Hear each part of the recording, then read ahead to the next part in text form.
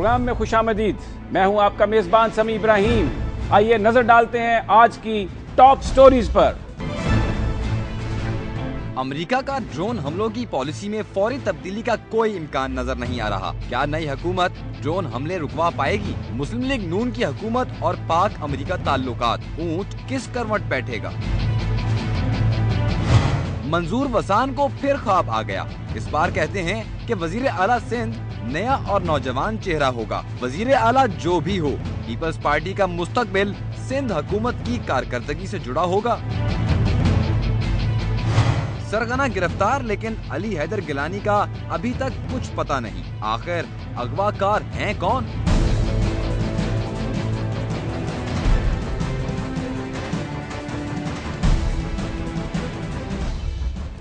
वजारत उज़्मा का ताज मियां मोहम्मद नवाज शरीफ से चंद दिनों की दूरी पर है।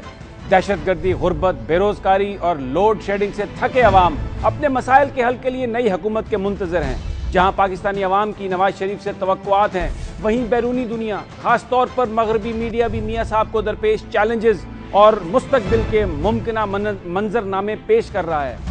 LA Times, New York Times, Fox News, CNN, किसी को भी देखें, हर तरफ पाकिस्तान के हवाले से स्पेशल रिपोर्ट्स हैं। न्यूयॉर्क टाइम्स के डेल्कन वॉश, जिन्हें इस्लामाबाद से नापसंदीदा शख्सियत करार देकर निकाल दिया गया था, लिखते हैं कि शरीफ हुकूमत की कामयाबी पाकिस्तानी सियासत की 3 अहम गैर मुंतखब ताकतों के साथ ताल्लुकात पर मुनहसर होगी। इन ताकतों में अमेरिका भी शामिल है, जिसके पाकिस्तान के साथ ताल्लुकात में उतार चढ़ाव का एक माजी है और इस वक्त ताल्लुकात कुछ खुशगवार नहीं है। कमजोर इक़्तिसादी सूरत हाल की वजह से पाकिस्तान को IMF और वर्ल्ड बैंक से ताउन चाहिए होगा, जो यकीनन अमेरिका से अच्छे ताल्लुकात से मशरूत होगा।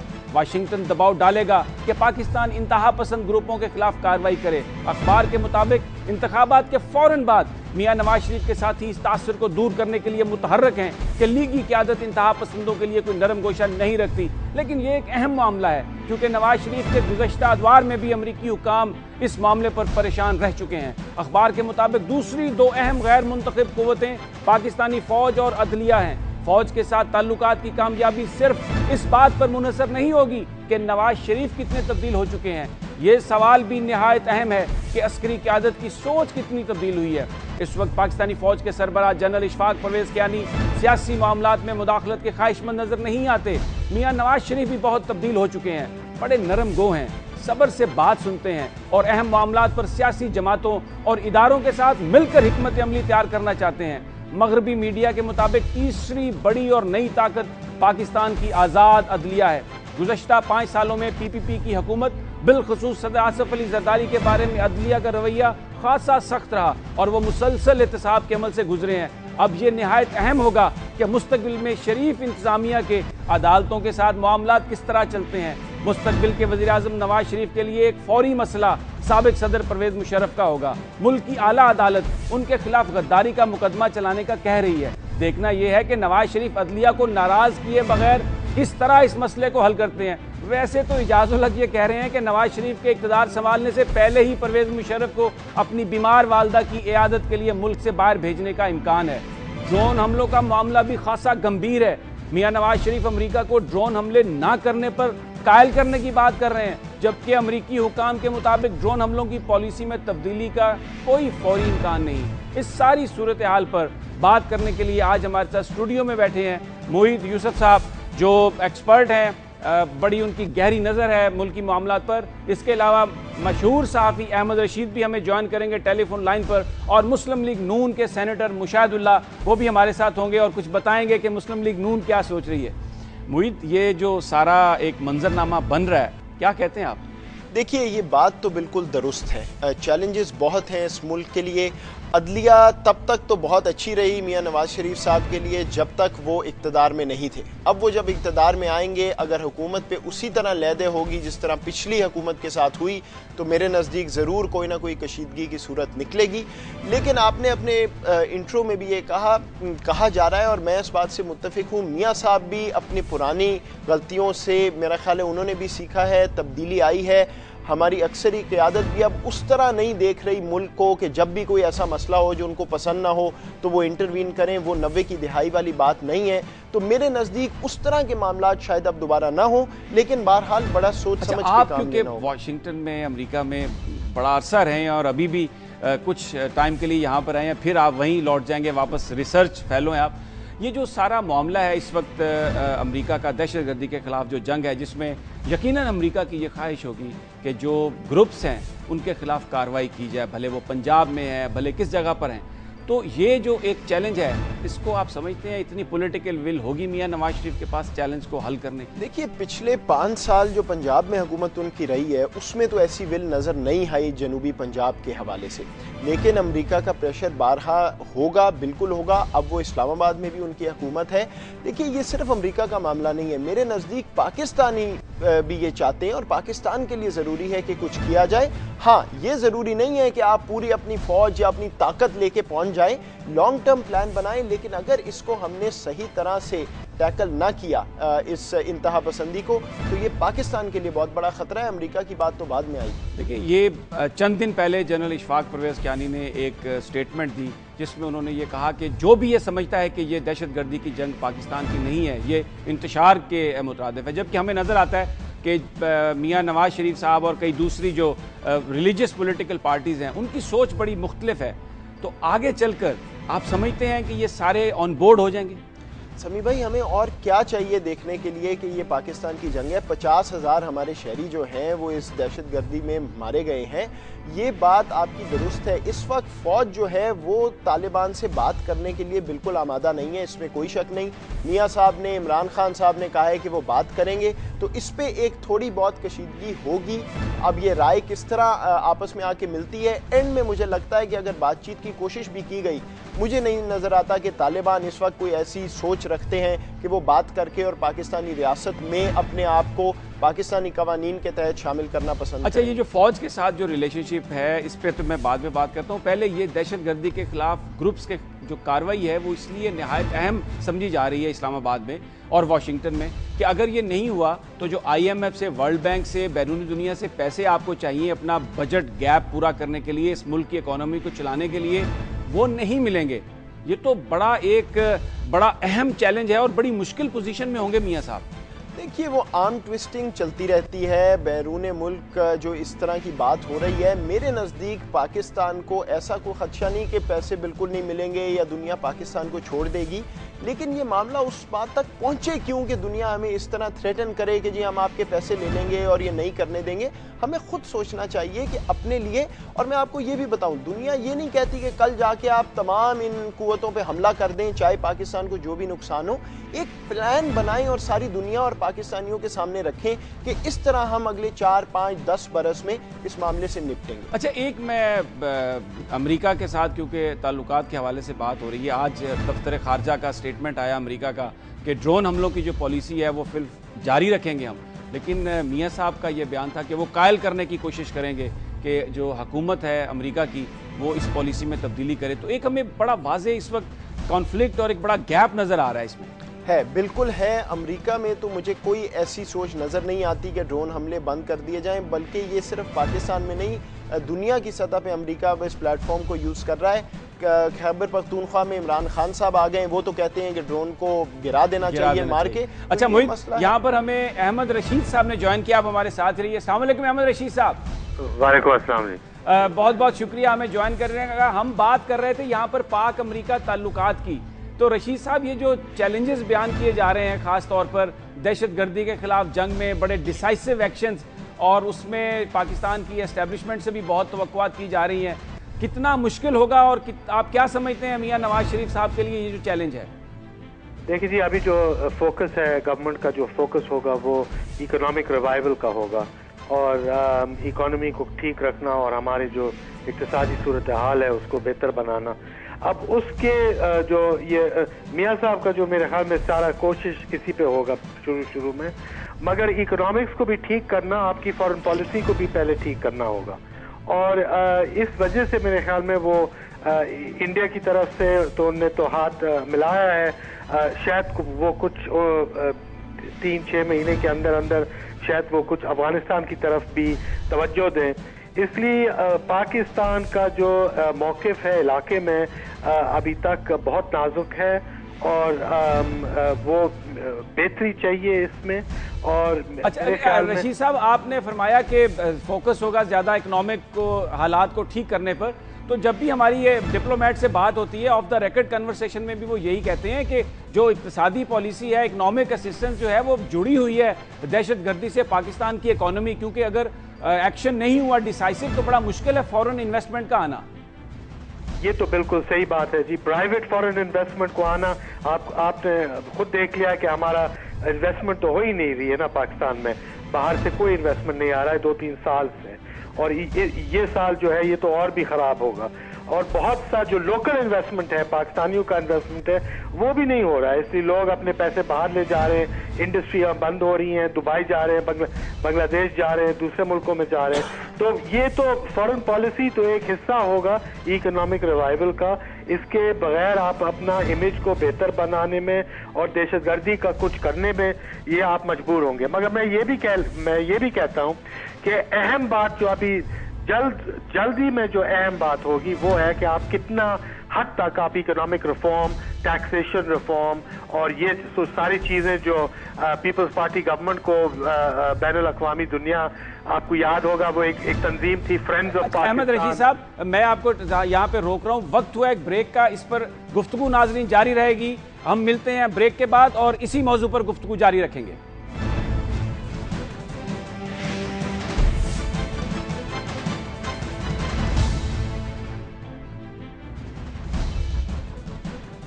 Welcome back. बात हो रही है मियां नवाज शरीफ की जो मुस्तकबिल की हुकूमत है उसको फॉरेन पॉलिसी में क्या क्या चैलेंजेस दरपेश हैं।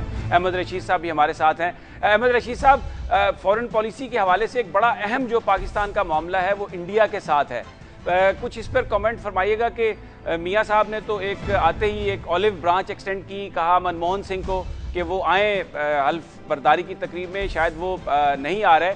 ये बताइए कि जो इंडिया का रिस्पांस है उस पर मुझे आपका कमेंट चाहिए, और आप समझते हैं कि पाकिस्तानी एस्टेब्लिशमेंट इसके लिए तैयार है कि वो हल्फ बर्दारी की तकरीब में आए मनमोहन सिंह?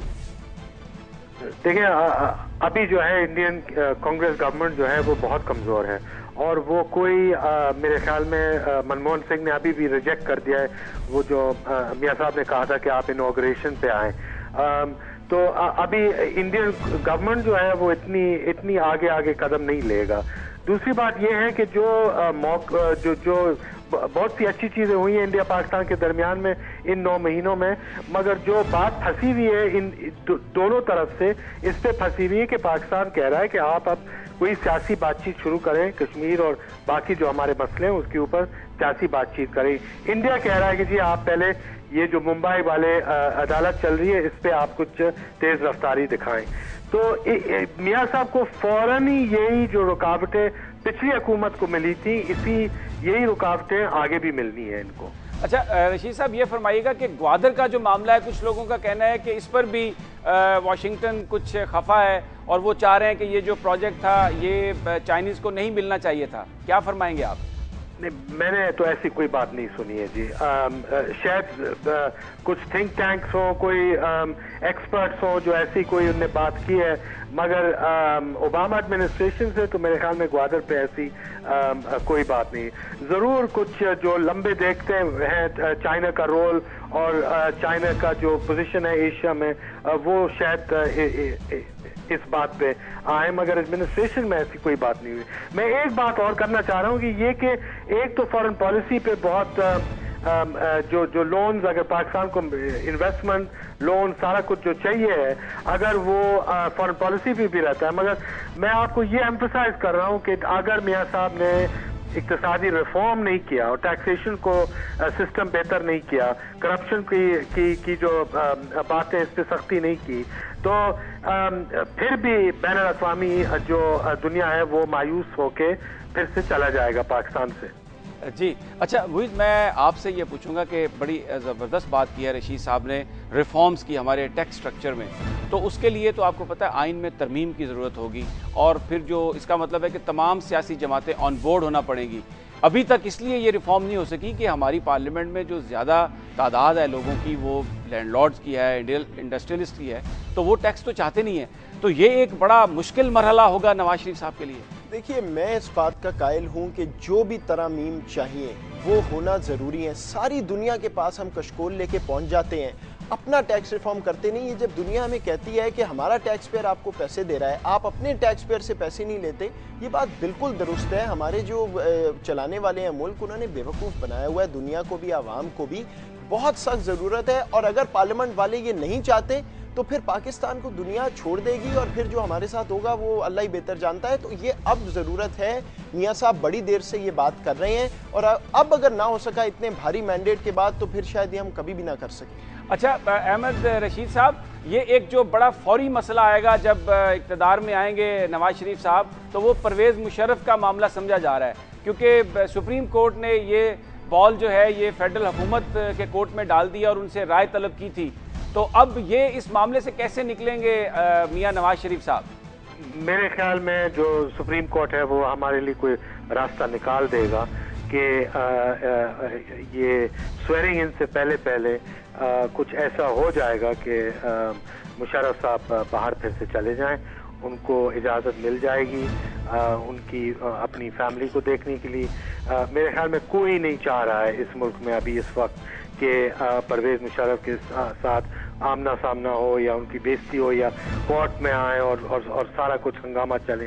ना मियां नवाज शरीफ चाहते हैं, ना अपोजिशन पार्टीज चाहती हैं, ना फौज चाहती है, किसी को कोई क्राइसिस नहीं चाहते हैं मुशर्रफ के साथ इस वक्त। अच्छा, इस वक्त हमें जमात इस्लामी के रहनुमा लियाकत बलोच साहब ने भी ज्वाइन किया टेलीफोन लाइन पर। अस्सलाम वालेकुम बलोच साहब। वालेकुम सलाम जी। बलोच साहब, हम डिस्कस कर रहे थे इस वक्त जो खारजा पॉलिसी के चैलेंजेस होंगे। आपसे मैं ये जानना चाहूँगा कि एक बड़ा अहम मसला है ड्रोन हमलों के हवाले से, तो उस पर मियां नवाज शरीफ साहब ने कहा कि वो कायल करने की कोशिश करेंगे अमरीकी हुकूमत को, लेकिन आज जो अमरीका की तरफ से स्टेटमेंट आया है उनके दफ्तर खारजा का, वो तो ये कहते हैं कि अभी फौरी तौर पर इस पॉलिसी में कोई तब्दीली का इम्कान नहीं। किस तरह प्ले अप करेगा ये मुस्तकबिल की सियासत में पाकिस्तान में? जी बहुत शुक्रिया जी। देखें कि अमेरिका तो ज़ाहिर है अपनी पॉलिसी पर ही रहेंगे, और अमेरिका ने इस पूरे खित्ते के बारे में जो अपनी चीज़ों को डिज़ाइन किया है वो तो उसी पे स्टैंड करेंगे।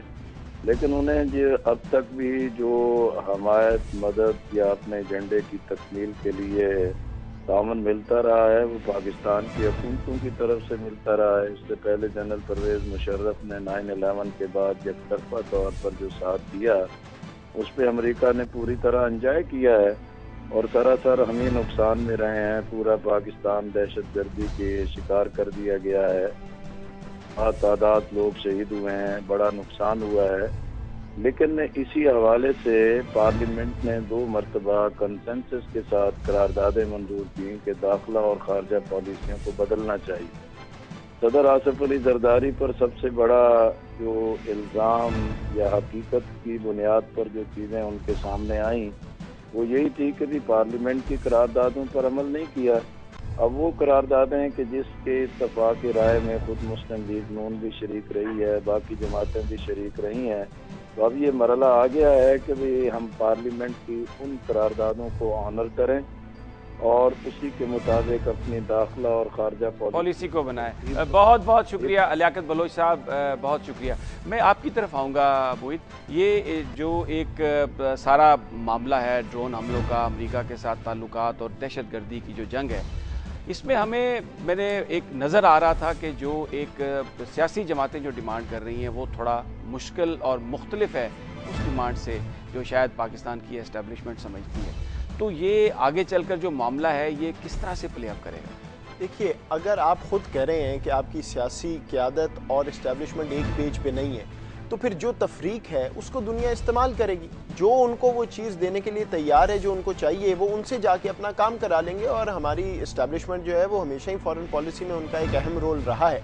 तो अगर तो सियासी क़यादत ने मिलकर इस पे स्टैंड लिया तो फिर मेरे नज़दीक इस्टेब्लिशमेंट को भी वो बात सुनना होगी और अमेरिका के पे दबाव भी आएगा कि शायद कोई तब्दीली लाई जाए। अगर ऐसा हुआ तो फिर आमना सामना है, टाकरा है, क्योंकि मुझे अमेरिका में नहीं नज़र आता इस पॉलिसी की तब्दीली का कोई रास्ता इस वक्त कम अज़ कम। अच्छा, ये एक सऊदी अरब जो है वो उसने हमेशा एक बड़ा इंपॉर्टेंट रोल प्ले किया है पाकिस्तान की सियासत में। जब मियाँ साहब को एग्जाइल में जाना था तो उन्होंने वहाँ पर पनाह भी फराम की। अब एक बिजली का क्राइसिस है पाकिस्तान का, लोड शेडिंग का, और एक बड़ी तवक्को की जा रही है। लोग ये समझ रहे हैं कि डेफर्ड पेमेंट पर शायद सऊदी अरेबिया कोई पाकिस्तान को तेल दे देगा और वो एक फौरी तौर पर बिजली का हल निकल आएगा। क्या बताते हैं आपके सोर्सेज, सऊदी अरेबिया इस पोजीशन में है, करेगा? और क्या वो ये अमेरिका की आशीर्वाद के बगैर करेगा? भूल जाएं इस बात को। अमेरिका या नहीं अमेरिका, इस वक्त गल्फ स्टेट्स का, सऊदी अरब के अपनी जो मईशत के हालात हैं, ये अरब स्प्रिंग के बाद उन्होंने बहुत सी अपनी डोमेस्टिक स्पेंडिंग बढ़ाई है, वो इस पोजीशन में नहीं है। ना ही दुनिया का और कोई मुल्क है जो इस तरह ओपन डिफर्ड पेमेंट्स पे अब बात करेगा। जो दुनिया आलमी मंडी के जो हालात हैं, मेरे नज़दीक ऐसा नहीं होगा। और ये मैसेज बार बार दुनिया, चीन क्या, सऊदी अरब क्या दे रहा है कि जब तक हम अपने अंदरूनी मामलात खुद ठीक नहीं करेंगे, रिफॉर्म्स नहीं करेंगे, दुनिया अब नहीं आएगी हमारे पास। वो कोई खातिर खा तब्दीली नहीं ला सकते बाहर से। हाँ, लिप सर्विस देंगे, जो कुछ देना होगा पाकिस्तान के लिए थोड़ा बहुत करते रहेंगे, लेकिन वो जो एक मेजर तब्दीली बाहर से आने वाली बात है वो नहीं होगा। भूल जाना चाहिए हमें इस बात को। अच्छा, हमें टेलीफोन लाइन पर ज्वाइन किया है मुस्लिम लीग नून के रहनुमा सरताज अजीज साहब। अस्सलाम वालेकुम सरताज अजीज साहब। अस्सलाम वालेकुम जी। सरताज अजीज साहब, बहुत बहुत शुक्रिया हमें ज्वाइन करने का। कुछ फरमाइएगा, ये जो चैलेंजेस हैं बहुत बड़े बड़े, जिसमें IMF के पास भी जाना, दहशतगर्दी के खिलाफ भी जंग करना, आप क्या समझते हैं प्रायोरिटी तय करते वक्त कि मुस्लिम लीग नून की हुकूमत की सबसे पहली प्रायोरिटी क्या होगी? देखिए जी, सबसे पहली प्रायोरिटी तो हमारी है अपनी मईशत को ठीक करना। अगर हमारी मईशत ठीक हो गई और हमें बैरूनी इमदाद की ज़रूरत कम हो गई तो ये सारे मसले ज़्यादा गंभीर नहीं होंगे, क्योंकि हमारी इक्तिसादी हालत जब कमज़ोर होती है तो हमारा इंहिसार बढ़ता है और हमारी सॉवरेनिटी ख़तरे में पड़ जाती है। तो पहला तो हमारा PMNN का एजेंडा यही है कि हम इकनॉमिक रिवाइवल करें, जिससे ग्रोथ रेट बढ़े, रेवेन्यूज बढ़े, एक्सपोर्ट्स बढ़े, रोज़गार बढ़े। तो ये अगर चल पड़ा है मामला, और मुझे उम्मीद है इस वक्त मार्केट की डिमांड रिस्पांस बहुत अच्छी है, जनरली जो हमारा होमवर्क हो रहा है वो भी काफ़ी अच्छा चल रहा है। उसके बाद जाहिर है कि आपने सिक्योरिटी सिचुएशन को डील करना है, और सिक्योरिटी सिचुएशन में अफगानिस्तान का मसला बहुत सीरियस है और उस पर अमेरिका की ज़रूरत भी है हमारी कि हम उनको निकलने में मदद दें और कोई ना कोई रिकन्सिलिएशन हो। तो इन तमाम चीज़ों में मेरा ख्याल है कि कोई बाकायदा स्ट्रेटेजी। अच्छा सरताज साहब, ये आप बिल्कुल दुरुस्त फरमा रहे हैं कि स्ट्रेटेजी यही होगी कि आप फौरी तौर पर इक्तिसादी रिलीफ देना चाहते हैं, लेकिन सवाल ये है कि जो आपका बजट गैप है उसके लिए बताया जा रहा है कि IMF के पास जाना पड़ेगा और वो तो बहुत बड़ी रिफॉर्म्स मांग रहे हैं, बड़ी सब्सिडीज खत्म होंगी, तो जो सारा मलबा है ये गरीब आवाम पर गिरेगा। नहीं जी, मेरा नहीं ख्याल कि हमें IMF के पास, ये हुकूमत इस पर सोचेगी, लेकिन मुझे नहीं ख्याल कि हालात ऐसे हैं कि हमें फौरी IMF के पास जाना है। हमारे पास 2-3 महीने का मार्जिन है और उसमें अगर हम अपने रिफॉर्म, जिसको होम ग्रोन पैकेज कहते हैं रिफॉर्म्स का, वो हम इंट्रोड्यूस करें। IMF सिर्फ स्टेबलाइजेशन मांगती है कि जी खर्चे कम करो, सब्सिडी कम करो, यूटिलिटी की कीमतें बढ़ाओ और बस स्टेबलाइजेशन होगी। हम चाहते हैं स्टेबलाइजेशन विद ग्रोथ। अगर आप ग्रोथ साथ होती है तो आपको जो एडजस्टमेंट करना पड़ती है वो कम करना पड़ती है, तो फिर शर्तें इतनी मुश्किल नहीं होती। इसलिए आप दुरुस्त फरमा रहे हैं कि 3 महीने जी, ये सरताज साहब, आप दुरुस्त फरमा रहे हैं कि बिल्कुल जो आपको रिफॉर्म्स करनी होंगी वो करेंगे। तो एक जो बड़ी रिफॉर्म है वो टैक्स में, वो ये है कि टैक्स नेट को बढ़ाया जाए, ऐसे लोगों को शामिल किया जाए। एग्रीकल्चर टैक्स की बहुत बड़ी डिमांड है पाकिस्तान में, तो क्या वो जो है आप इसमें टैक्स नेट को बढ़ाने के लिए कुछ इस किस्म की रिफॉर्म्स का फौरन अगले 3-4 महीने में आप प्रोग्राम बना रहे हैं?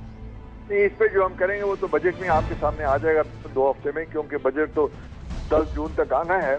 तो जो हमारा टैक्स पे काफ़ी लंबा चौड़ा हमारे मंशूर में रिफॉर्म पैकेज दिया हुआ है और उसमें ये भी है कि कोई सेक्टर एग्जाम नहीं होना चाहिए।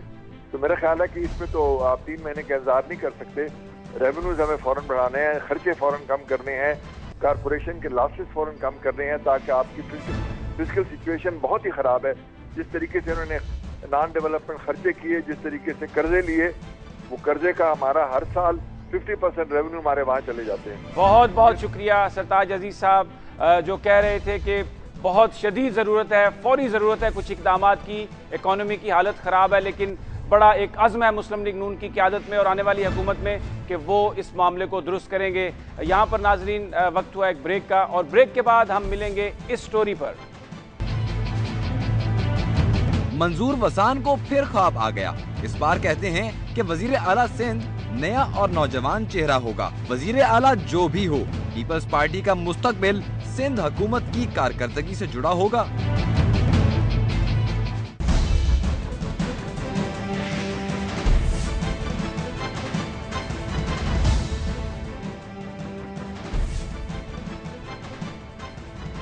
तीनों सूबों की तरह सिंध में भी वजारत आला की दौड़ जारी है। सिंध के साबिक वजीर दाखिला मंजूर वसान ने एक बार फिर ख्वाब देखा है। शहीद कहते हैं शहीद बेनज़ीर भुट्टो सिंध में एक नौजवान वजीर आला चाहती हैं। पीपीपी के बाज़ हलकों का कहना है कि मंजूर वसान नौजवान तो नहीं लेकिन वजारत आला की दौड़ में शामिल हैं। अगर नौजवान चेहरे तलाश करें तो मुराद अली शाह भी उन चेहरों में शामिल हैं जिन्हें तकदीर वजीर आला सिंध बना सकती है। पार्टी के बाज़ लीडरान कहते हैं कि अवैस मुजफ्फर टप्पी भी अभी वजारत आला की दौड़ से बाहर नहीं हुए। खैर, आने वाले चंद दिनों में मालूम हो जाएगा कि सिंध में इक़्तिदार का हुमा किसके सर बैठता है। सिंध के नए वज़ीर आला के पास मसाइल की एक लंबी फहरिस्त होगी। शहरों में ट्रांसपोर्ट, अमन व अमान का मसला हल करना होगा तो देहातों में जिंदगी की बुनियादी सहूलतें फराहम करना होगी। सिंध की शहरी और देही आबादी में रहन सहन की जो तफरीक है उसे ख़त्म करना आसान चैलेंज नहीं होगा। सिंध हुकूमत की कारकर्दगी का मुकाबला दीगर सूबों से किया जाएगा। पीपल्स पार्टी का मुस्तकबिल सिंध हुकूमत की कारकर्दगी से जुड़ा होगा। दूसरा बड़ा चैलेंज पुराने इत्तेहादी एमक्यूएम के साथ ताल्लुकात को बेहतर रखना होगा। अब वो दिन तो नहीं है कि गवर्नरशिप एमक्यूएम को मिल जाएगी। यकीनन एमक्यूएम वजारत दाखिला समेत कई अहम वजारतों की तलबगार होगी और फिर आगे चलकर बल्दियाती इंतखाबात का कठिन मरहला भी आना है। सियासी गुत्थियां सुलझाना इतना आसान नहीं होगा। सिंध की सूरत हाल पर गुफ्तगू करने के लिए हमारे साथ पीपल्स पार्टी के रहनुमा शर्जील मेमन मौजूद हैं। अस्सलाम वालेकुम मेमन साहब। इब्राहिम साहब। शर्जील साहब, मंजूर वसान साहब को ख्वाब आया है कि नौजवान होगा वजीर आला, कुछ बयान फरमाएंगे कि वो कौन है नौजवान? जी शुक्रिया जी। पहली बात है कि मंजूर वसान साहब को जो चीज ख्वाब में आई उसका जवाब मंजूर वसान साहब ही बेहतर बता सकते हैं, लेकिन जो नए वजीर आला का फैसला होगा वो पार्टी के जो सीनियर लीडर्स हैं वो मिल बैठकर करेंगे और फिर लीडरशिप से डिस्कस करेंगे, उसके बाद ही होगा।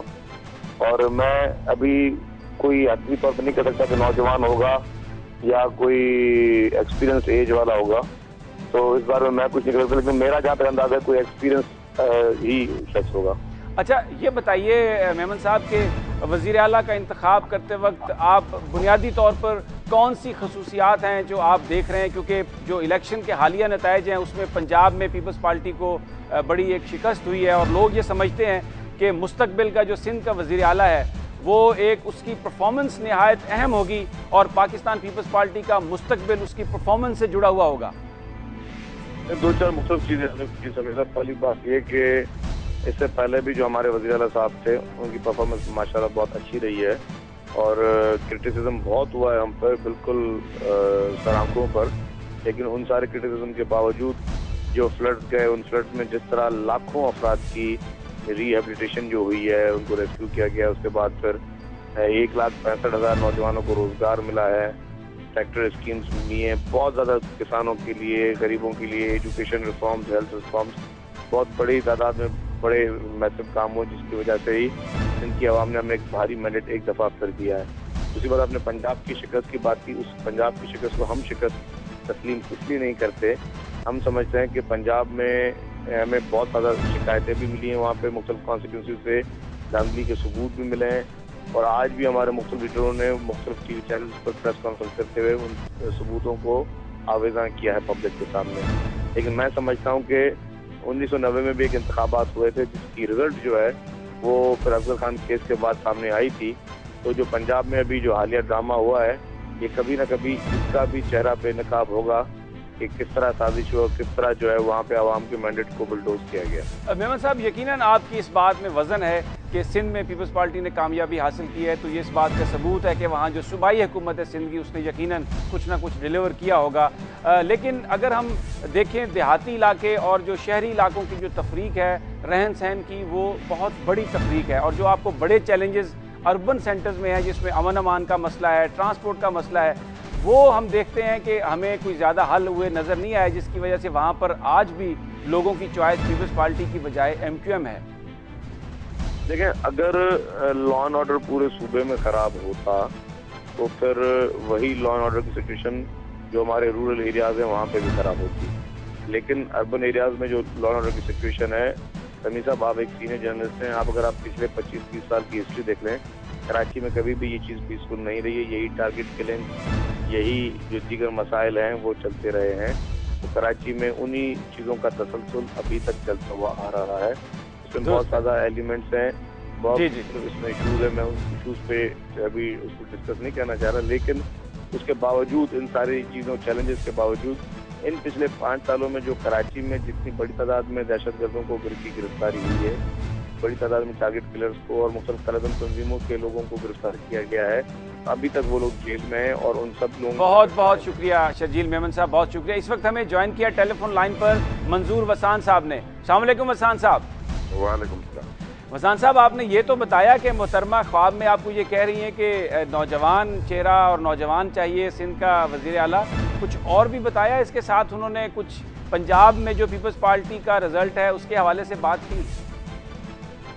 मैंने ये कहा है कि मोहतरमा मुझे ख्वाब में आई है, उन्होंने उनका यही कहना था कि गुड गवर्नेंस होनी चाहिए और मेरिट को पायमाल नहीं करना चाहिए, और उसके साथ साथ ये ऐसी हुकूमत होनी चाहिए जिसमें गरीब और सिंध के अवाम की भलाई, और यकीनन मैंने ये भी कहा था कि पुराना चेहरा नहीं होगा, नया चेहरा होगा, और जवान तो सब जवान है, लेकिन वो पुराना चेहरा इसलिए कहा गया कि ये अगर ये सब चीजें पूरी करनी है तो मेरे ख्याल में नया ही बंदा होगा। अच्छा वसान साहब, ये फरमाइएगा कि MQM के साथ आप किस तरह डील करेंगे? पुराने इत्तेहादी हैं, अब तक तो गवर्नरशिप उनके पास थी, लेकिन अब शायद ये गवर्नरशिप का ओहदा मियां नवाज शरीफ जिसको चाहेंगे उसको मिलेगा, तो फिर किस तरह आप उनके साथ मामलात को तय करेंगे? देखिए कि अभी तक तो सितंबर तक तो प्रेसिडेंट साहब है, अब वही अपॉइंट करता है गवर्नर, अब देखा जाएगा उसके बाद। लेकिन MQM वैसे तो हम किसी और पार्टी के अलावा भी हम हुकूमत बना सकते हैं, लेकिन MQM हमारी इत्तेहादी रही है और रहना चाहिए, क्योंकि in the interest of Sindh और पाकिस्तान।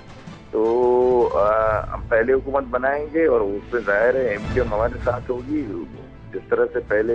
बहुत बहुत शुक्रिया मंजूर वसान साहब। हमारे साथ जुल्फ़िकार हौलीपोता भी मौजूद हैं, इंटीरियर सिंध पे बड़ी नज़र है उनकी। अस्सलाम वालेकुम जुल्फ़िकार। जुल्फ़िकार, ये बताइए, ये जो सारी डेवलपमेंट हो रही है कराची में, हुकूमत बनाई जा रही है, कौम परस्त इसको किस तरह से देख रहे हैं सिंध के? देखो, चूँकि कौम परस्त 10 जमायती अलाइंस का हिस्सा थे और वो कोई खातरख्वाह नताइज ना ला सके, कोई इतने इफेक्टिव, उसमें नेशनल लीग की जो ट्रेडिशन लोग ही निकाल सके, तो इसलिए कोई ज़्यादा इस वक्त जो इलेक्शनी या जो हुकूमती जोड़ तोड़े उसमें कोई ज़्यादा इतना असर नहीं है। बाकी मुख्तलिफ रूमर्स हैं, बातें हैं कि कौम परस्तों से मियाँ साहब के राब्ते हैं गवर्नरशिप के हवाले से, तो ज़ाहिर कंसल्टेशन का ऑलरेडी एक प्रोसेस मौजूद है, आपको याद होगा जब। बहुत बहुत शुक्रिया जुल्फ़िकार। नाजरीन, सिंध में जोड़ तोड़ जारी है, देखते हैं कि अगले चंद दिनों में इक़्तिदार का उमा किसके सर बैठता है। आप हमारे साथ रहिए, वक्त हुआ एक ब्रेक का, और जब वापस आते हैं तो बात करेंगे इस स्टोरी पर। सरगना गिरफ्तार, लेकिन अली हैदर गिलानी का अभी तक कुछ पता नहीं। आखिर अगवाकार हैं कौन?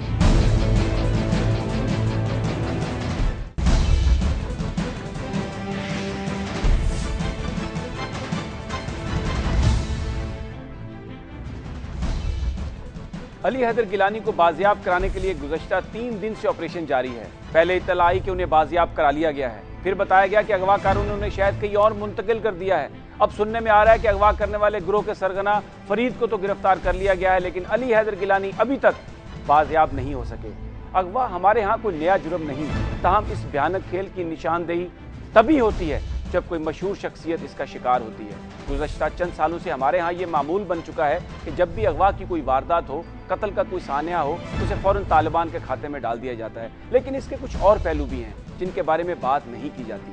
पाकिस्तान में अगवाकारों का एक वसी नेटवर्क है जो एक कायदे के ज़रिए काम कर रहा है। बताया जाता है कि अगवा करने वाला कोई और, मंजिल तक पहुँचाने वाला दूसरा, और तावान का मुतालबा करने वाला कोई तीसरा होता है। गुज़श्ता साल लाहौर में दर्जनों अफराद कत्ल हुए, जिनमें से कई गिरफ्तार कत्ल जब तफ्तीश हुई तो पता चला कि गिरफ्तार कत्ल कराने के लिए मकामी नौजवानों को इस्तेमाल किया गया, लेकिन तावान के लिए फ़ोन कॉल्स अफगानिस्तान और इलाका गैर से आते रहे। इस घिनौने जुर्म में मुलव्वस अफराद हमारे माशरे की सफ़ों में घुस चुके हैं, जिनके हाथ न सिर्फ लंबे हैं बल्कि उनका तरीका वारदात भी काफ़ी जदीद है। इत्तलात के मुताबिक ये पेशावर मुजरम मुख्तलिफ माशी इदारों से अमीर लोगों की तफसीलात इकट्ठी करते हैं और उन्हें अगवा करने के लिए मामूली जराइम में पकड़े जाने वाले कैदियों का सहारा लेते हैं।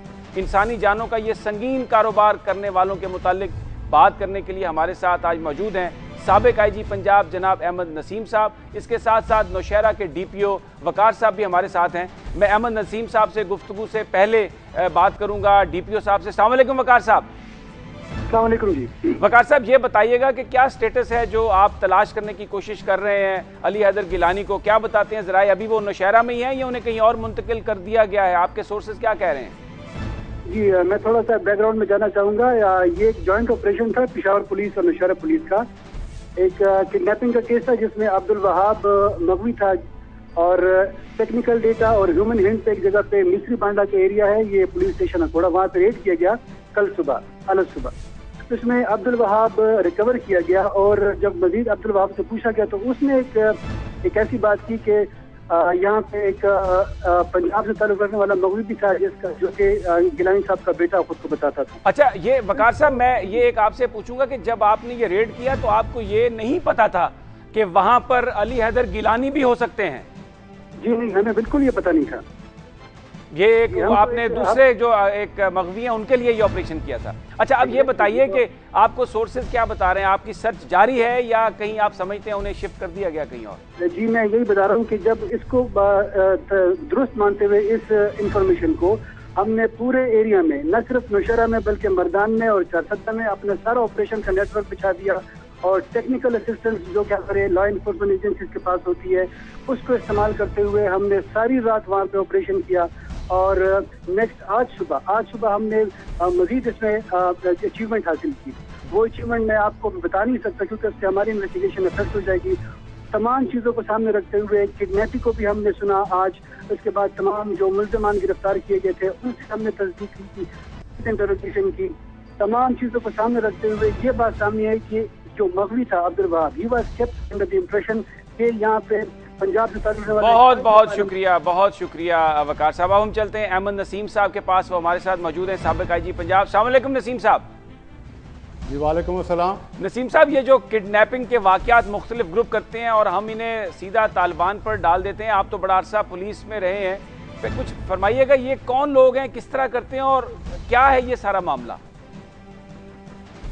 ये प्रोफेशनल लोग हैं और ये जो कि बड़ा मुनफ़त बख्श जो पेश शोबा है, लिहाजा इसमें बाकी काम छोड़ छाड़ के लोग यहाँ आ गए हैं और ये इसमें एक इंसान की बड़ी तदलील होती है कि उसको जानवर की तरह हाँक के उसको बेदस्तोपा कर दिया जाता है और फिर उससे पैसे जो हैं बटोरे जाते हैं। इसमें प्रोफेशनल लोग हैं, जैसा आपने खुद बताया कि ये एक स्पेशलाइजेशन हो चुकी है और इसको कामों को मुख्तलिफ हिस्सों में बांट दिया गया है और मुख्तलिफ शोबों में एक इंसान काम करते हैं और वो एक शोबे में काम करने वाले को दूसरे का पता नहीं होता, जिससे अगर वो पकड़ा भी जाए तो वो बात जो है वो आगे नहीं चलती। अच्छा तो नसीम साहब, हमारा जो एक इंटेलिजेंस सिस्टम है, जो पुलिस का इंटेलिजेंस होता है, वो फरमाइएगा कि उसकी क्या सूरत हाल है, क्योंकि कोई हमें मेजर ब्रेक थ्रू नहीं होती इन ग्रुप्स नेटवर्क्स को पकड़ने के लिए? या मैं उस सिलसिले में बताता हूँ कि ओवर द ईयर्स ये जुर्म जो है बहुत बढ़ गया है। इसकी क्या वजूहत हैं, ये आपके सवाल का सही इसमें जवाब आना चाहिए कि इस केस में, इन केसेस में जो मोबाइल फ़ोन हैं वो बकसरत इस्तेमाल होते हैं और केसेस का अंदराज, केसेस की तफ्तीश, मुलज़म की गिरफ़्तारी, मुलज़म या मुलज़मान की गिरफ़्तारी ये पुलिस का फ़र्ज़ है। लेकिन इसमें टेलीफोन जो है टेपिंग, वो उसकी सहूलत जो है वो पुलिस को मैसर नहीं है, जिससे पुलिस जो है इस काम के लिए दीगर अदारों की मोहताज होती है, उनकी दस्तनगर होती है, उनके पास जाती है। ज़ाहिर उनको उनके अपने काम की उनको अवलियत होती है, उनसे ये तो नहीं की जा सकती कि वो अपने काम को पसे पुश डाल के पुलिस को वो अवलियत दें। दोम, ये इस काम में मोबाइल फ़ोन की सिम्स इस्तेमाल होती हैं। हमारे मुल्क में ये अलमिया है कि यहाँ पर शिनाख्त किए बगैर सिम जो है जारी कर दी जाती है। नसीम साहब, मैं यहाँ पे 2012 में नसीम साहब मैं यहाँ पे रोकूंगा क्योंकि हमारे प्रोग्राम का वक्त खत्म हुआ जाता है। नाजरीन, अहमद नसीम साहब ये कह रहे थे कि इनको पकड़ने के लिए, इन किडनैपर्स को पकड़ने के लिए बहुत ज़रूरी है कि वसाइल ज़्यादा से ज़्यादा दिए जाएं। पुलिस के पास वो अभी वसाइल नहीं हैं जिनकी मदद से इन जराइम पर काबू पाया जा सके। यहाँ पर अब प्रोग्राम का इख्तिताम होता है। इंशाल्लाह फिर आपसे मुलाकात होगी टॉप स्टोरीज के साथ। अल्लाह हाफिज़।